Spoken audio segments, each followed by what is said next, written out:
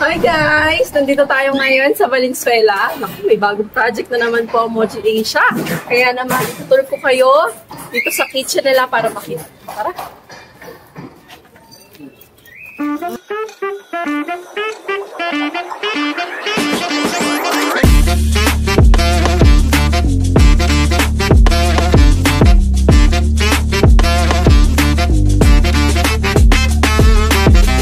Ayan guys, so trivia lang kung paano kami nakita ni client. So, sinerch kami, nakita yan Moji Asia, and then yun, nag-usap, nagkatanungan kung magkano, and then yun, nagpa-offer ni si Sel.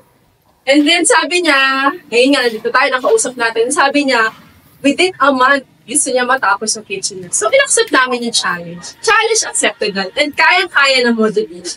Kaya naman, nandito na. So, ayun guys, nandito tayo sa loob ng bahay.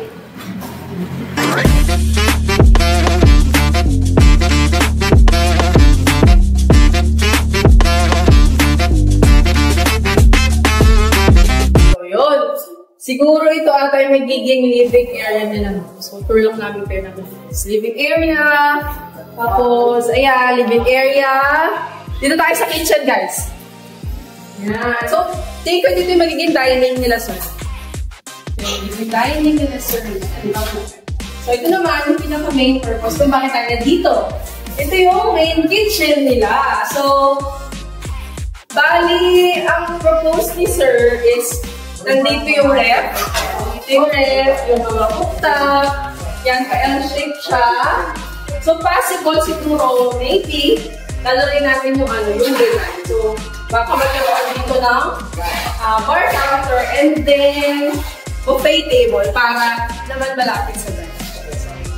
So, kung meron kayong, ano din kami guys hindi lang kami basta nagde-design. So, nagpo-propose din kami ng design kung ano yung mas pinaka-suitable doon sa kitchen at kung ano yung mas maganda.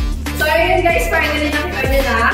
And, huwag yung kalimutan, don't forget, parang nilingkish ko lahat. Don't forget to like, share, and subscribe sa aming mga social media accounts. Bye!